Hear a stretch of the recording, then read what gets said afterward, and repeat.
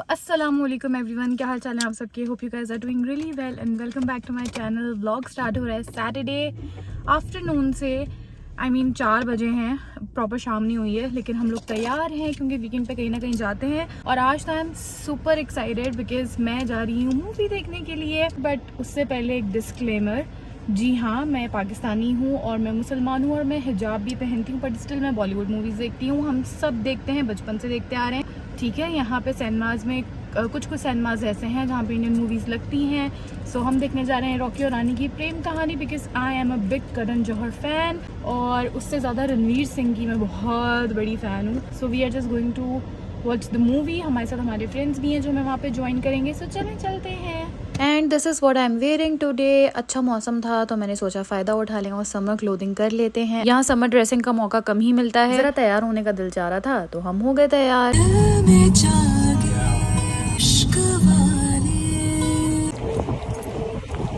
शदीद traffic jam में फंसने के बाद फाइनली हम आ गए थे और मूवी स्टार्ट होने में सिर्फ 15 मिनट से, और हमें डर लग रहा था कहीं निकल ना जाए मूवी बिकॉज कार पार्क थोड़ा दूर था। अच्छा, हम आए थे O2 मूवी देखने के लिए। O2 अरीना पता होगा जो लंदन में रहते हैं, यहाँ कॉन्सर्ट्स वगैरह होते हैं, मॉल भी है और सिनेमा भी है। यहाँ पर हस्बैंड बात कर रहे थे फ्रेंड से, वो लोग आ गए थे और अंदर सिनेमा में जाके बैठ भी गए थे। हम लोग थोड़ा लेट हो गए थे, हमें लगा था O2 का सिनेमा अच्छा होगा इसलिए हम यहाँ पर आए थे, घर के करीब वाले सिनेमा नहीं गए। बट ऑनेस्टली स्पीकिंग काफी बैड एक्सपीरियंस था। वॉशरूम्स एक्सट्रीमली गंदे थे, लाइक पैथेटिकली गंदे थे। सिनेमा हॉल में इन्होंने वॉल्यूम बहुत स्लो रखा हुआ था। आधी मूवी इंटरवल तक हमने बहुत हल्के वॉल्यूम के साथ देखी है। इंटरवल के बाद वॉल्यूम ठीक हो गया था। सो अगर आप लोगों में से कोई भी प्लान कर रहा है मूवी, प्लीज O2 अरीना जाके ना देखिएगा। मेरा पर्सनल एक्सपीरियंस अच्छा नहीं रहा। Save your money and go to some other cinema hall. Anyways movie अच्छी थी इसलिए मजा आया।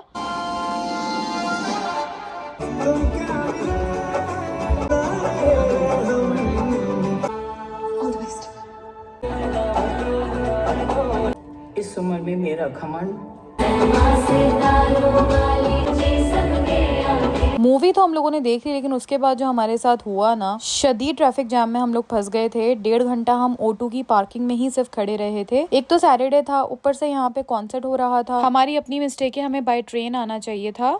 एनीवेज फिर 2 घंटे बाद हम निकले और फिर हम लोग जा रहे थे अब फ्रेंड्स की तरफ। मूवी ही 10:30 बजे खत्म हुई थी। फिर उसके बाद हम 2 घंटे ट्रैफिक में फंसे रहे। इस वक्त खाने का कोई भी ऑप्शन अवेलेबल नहीं था। ड्राइव थ्रू हो सकता था बट वो हलाल ऑप्शंस कम ही होते हैं। थैंकफुली मेरी फ्रेंड ने घर पे हलीम बनाया हुआ था, सो उन्होंने फिर हमें होस्ट किया। रास्ते में हम लोगों को एक शॉप मिल गई तो हमने वहां से कोल्ड ड्रिंक्स और रेडीमेड नान ले लिए थे। अगर नान ना मिलते तो फिर हम चमचे से ही हलीम को एंजॉय करते, बट थैंकफुली सब कुछ हो गया। एंड इतने मजे का हलीम बनाया हुआ था, बस हम लोगों ने जल्दी जल्दी सारी चीजें मिल बांट के करी। नान को हल्का सा गर्म किया, गार्निशिंग वगैरह के लिए चीजें काटी और बस फिर हम लोगों ने ये गरम गरम हलीम खाई। एक तो वैसे ही बहुत मजे की बनी हुई थी, ऊपर से हमें भूख इतनी लग रही थी, दिल से दुआएं निकल रही थी सायमा के लिए। अगर ये हलीम तैयार ना होता ना तो हम लोगों की सही ख्वारी लगनी थी। अच्छा, ये चने का सालन बनता है ग्रेवी वाला, बट मैंने आज तक कभी लाइफ में ट्राई नहीं किया था। सायमा के पास रखा हुआ था तो उसने मुझे ये भी टेस्ट कराया, काफी मजे का था। खाना वगैरह खा के हमने काफी देर उन लोगों के घर बातें करी और फिर रात के 3:30 बजे हम लोग घर वापस आए।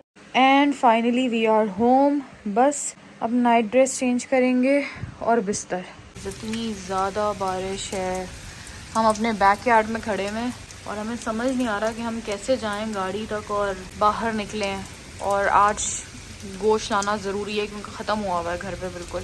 Hello everyone, so this is the next morning. हम लोग निकले थे बाहर कुछ सामान वगैरह लेने के लिए, तो मुझे याद आया मैंने मूवी का रिव्यू तो आप लोगों को दिया ही नहीं। इतना ज़्यादा लेट आए, हम सो गए, तो आप लोगों से रिव्यू के बाद नहीं हो पाई।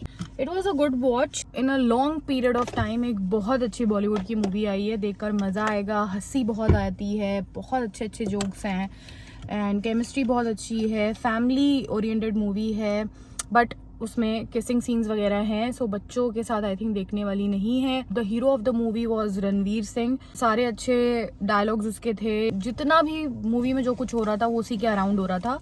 सो ही परफॉर्म्ड रियली वेल। सो हमने तो बहुत एंजॉय किया, हमें मजा आया देखकर। इनफैक्ट जब आ जाएगी OTT पे तो हम एक दफा और घर पे भी देखेंगे। सो आप लोग देख सकते हैं, मूवी अच्छी है। अभी हम लोग जा रहे हैं इल्फर्ड, क्योंकि हम देसी ग्रोसरी वहीं से करते हैं। मंथ का स्टार्ट है तो हमें गोश्त वगैरह सब लेना है और देसी ग्रोसरी सारी करके आनी है, शान मसाले और वो सब। तो चलें आप लोग भी साथ।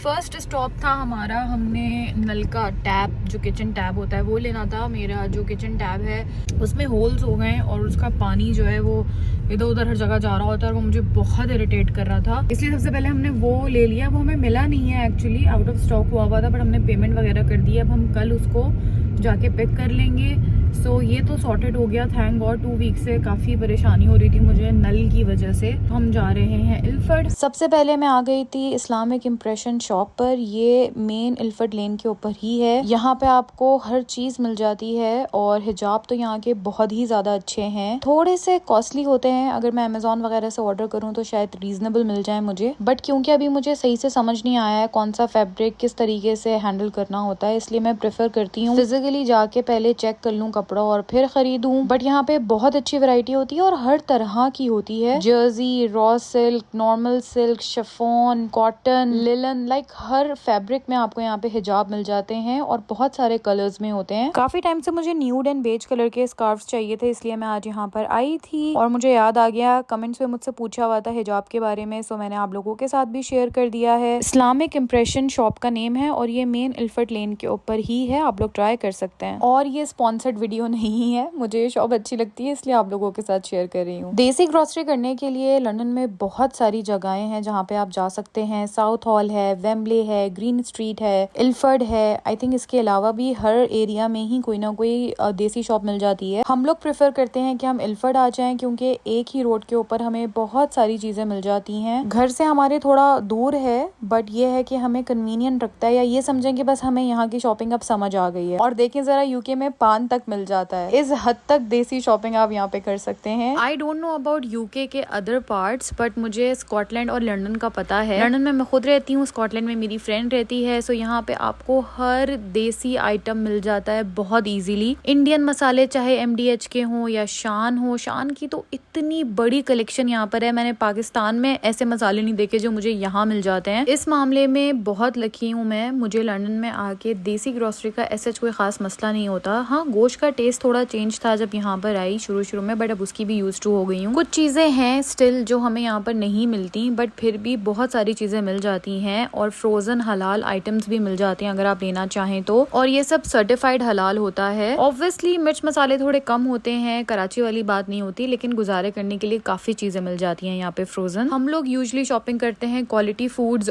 या फिर बीबी फातिमा से, ये दोनों आमने सामने ही है इल्फर्ड लेन के ऊपर। बहुत सारी चीजें हमें मिल जाती हैं, बस एक दो मसले हैं, जैसे समटाइम्स कुछ चीज आपको मिलेगी एक दफा में, अगली दफा आप जाएंगे तो वो नहीं होगी, उसकी जगह कोई और पाकिस्तानी प्रोडक्ट आपको दिख जाएगा। ऑब्वियसली क्योंकि इम्पोर्ट होके चीजें आती हैं इसलिए कभी कुछ मिलता है कभी कुछ नहीं मिलता। देखें पाकिस्तानी बिस्किट्स हर तरह के हमें मिल जाते हैं। The only thing I miss is bakery के चिप्स, जो पाकिस्तानी बेकरी वाले मसालेदार चिप्स होते हैं ना, वो यहाँ पे नहीं मिलते हैं। हद तो ये, यहाँ पे आपको छालिया सुपारी की भी एक से एक वैरायटी मिल जाएगी, बट ऑब्वियसली ये काफी कॉस्टली और प्राइसी होते हैं। कोई भी चीज जब इम्पोर्ट होकर आए तो उसके प्राइस लोकल चीज से ज्यादा ही होते हैं। जैसे अगर हम पाकिस्तान में कोई बाहर की चीज यूज करते हैं उसकी कॉस्ट ज्यादा होती है क्योंकि वो इम्पोर्टेड होता है। सिमिलरली लंदन में जब आप इंडियन, पाकिस्तानी या बांग्लादेशी कोई भी प्रोडक्ट यूज करें उसकी कॉस्ट आपको लोकल चीजों से ज्यादा पड़ती है। जैसे ये चौसा पाकिस्तानी आम, ये हमें मिलता तो है बट बहुत एक्सपेंसिव मिलता है, बट क्या करें, खाना तो है, कौन इग्नोर कर सकता है पाकिस्तानी मैंगोस को। सीजन में 2-3 दफा हम भी ले ही आते हैं। इसमें भी डिफरेंट स्टाइल के बॉक्सेस आते हैं, अलग अलग क्वालिटी के। हम कोशिश करते हैं कि प्रीमियम क्वालिटी ही लेकर आए, वैसे ही एक कॉस्टली है ये, तो कम से कम अच्छा वाला आम तो एंजॉय कर लें। एंड नो डाउट ये बहुत अच्छी क्वालिटी के होते हैं, बिल्कुल पाकिस्तान जैसा टेस्ट करते हैं, कहीं से भी ऐसा नहीं लगता कि ये इम्पोर्ट होकर आए हुए हैं। सो इस मामले में भी यूके बहुत अच्छा है, कम खाने को मिलता है लेकिन आपको पाकिस्तानी फ्रूट मिल जाता है। मैंने सुना है फालसा वगैरह भी मिलता है, बट मैंने वो अभी तक देखा नहीं है। आप लोगों से बातें करते करते मैंने मैंगो समेट के रख लिए थे और अब मैं यहाँ पे चिकन धो रही थी। जिस दिन हम मीट लेकर आते हैं ना, उस दिन मेरा बहुत हेक्टिक दिन रहता है। एक तो आप देसी ग्रोसरी करते हो, सारा आधा दिन उसमें निकल जाता है, उसके बाद फिर मैं गोश्त सारा समेट के उसके प्रॉपर हिस्से बना के रखती हूँ थोड़ा हेक्टिक लगता है, लेकिन फिर उसके बाद मेरा पूरा मंथ बहुत सुकून से गुजरता है। और मुझे भी बहुत सारे लोगों की तरह चिकन वॉश करना बिल्कुल अच्छा नहीं लगता, पर मरता क्या ना करता, अकेले हैं, सब कुछ खुद ही करना है यहाँ पे। मैं हमेशा अपने पास जिप लॉक बैग्स रखती हूँ गोश्त के लिए, और ये मंथली बेसिस पे ही मेरे घर में आते हैं। वैसे इन्हें रीयूज भी किया जा सकता है, बट मैं जरा इस मामले में लेजी हूँ, मैं फिर इन्हें यूज करके डिस्कार्ड कर देती हूँ। सबको अपने घर का आइडिया होता है गोश्त के पैकेट्स किस तरीके से बनाने, वैसे ही मैं भी बनाती हूँ। मैं जिप लॉक बैग्स के ऊपर मेंशन कर देती हूँ, और फिर इनको रखते भी ऐसी हूँ कि लिखा हुआ पार्ट मुझे ऊपर से ही नजर आ जाए, और जो भी चीज मैंने बनानी है फिर वो मैं निकाल के रख दूँ। जो हमारी मीट शॉप है वो मोस्टली चीजों के ऊपर स्टिकर लगा कर देती है, जैसे ये लैम्प है, बीफ कीमे के ऊपर उसका स्टिकर लगा हुआ है। सो जिनके ऊपर स्टिकर लगे हुए होते हैं मैं फिर वो गोश्त को धोकर उसी शॉपर में वापस रख देती हूँ, और बाकी चीजों को मैं ऐसे लिख कर रख देती हूँ प्रॉपरली।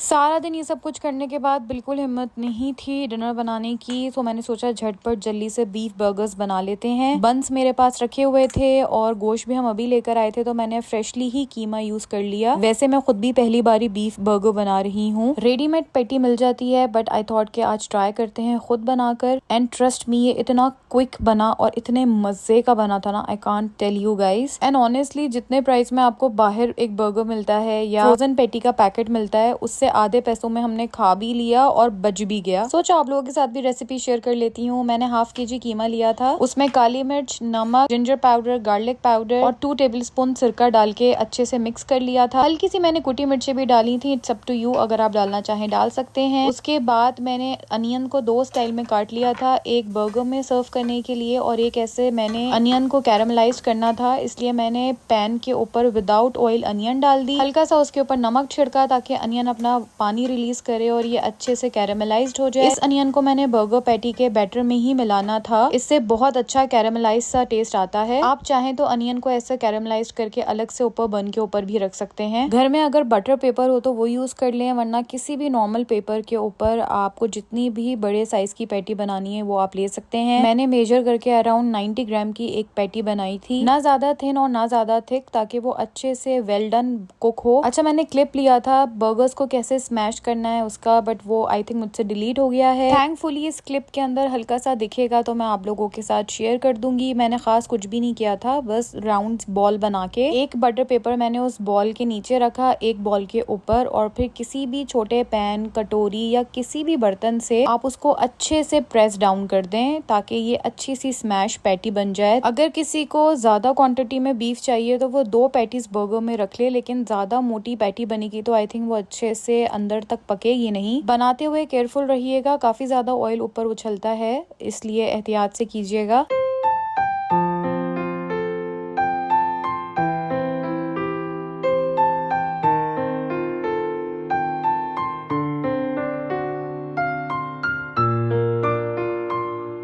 बंस को मैंने अच्छे से पैन के ऊपर हल्का सा ऑयल लगा के ऐसे सेक लिया था, बहुत लाइट, बस ब्रश्ड ऑयल के साथ। मीनवाइल मेरे पैटीज बन गए थे तो मैं इनके ऊपर चीज स्लाइस रख दूंगी। मैंने थोड़े थिक स्लाइसेस यूज किए थे, ये आपकी अपनी चॉइस है, और मैंने इनको थोड़ा सा हीट करके थोड़ा मेल्ट कर लिया था अच्छे से। अब मैं बनाऊंगी बर्गर सॉस, जिसमें आपके पास जितने भी सॉस हैं वो आप सारे यूज कर सकते हैं। मैंने इसमें ऐड किया था केचप, मायोनीज, बारबेक्यू सॉस और थाउजेंड आइलैंड, और ये काफी मजे का सॉस बना था। अच्छे से बन के ऊपर इसको लगा देंगे और थोड़ी अच्छी क्वांटिटी में लगाएंगे और अपने बंस को असेंबल कर लेंगे।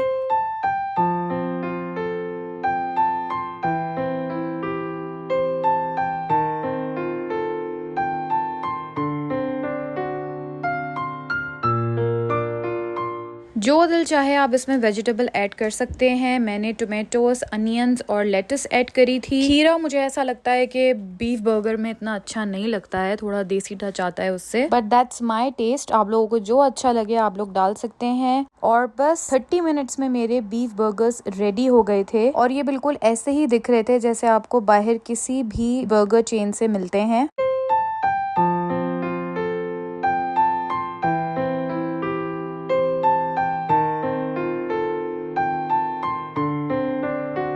साथ ही मैंने एयर फ्रायर में थोड़े से वेजेस और फ्राइज को एयर फ्राई कर लिया था और मैं इनको इसी बोर्ड के ऊपर सर्व करूंगी ताकि ये बिल्कुल पहाड़ जैसा लुक दें। और दिखने में लग रहा है कि मैंने इन पे बहुत मेहनत की है, लेकिन ये 30 मिनट्स में रेडी हो गए थे और ये इतने मजे के बने थे कि I can not tell you guys. मुझे ऐसा लग रहा था मैं बर्गर किंग का वोपर खा रही हूँ। इसे जरूर ट्राई कीजिएगा, आप लोगों को बहुत अच्छा लगेगा। एंड आई होप आप लोगों को ये व्लॉग भी अच्छा लगा है। अगर लगा है तो प्लीज लाइक जरूर कीजिएगा, चैनल को सब्सक्राइब कर लें। इंशाल्लाह फिर मिलेंगे। अल्लाह हाफिज।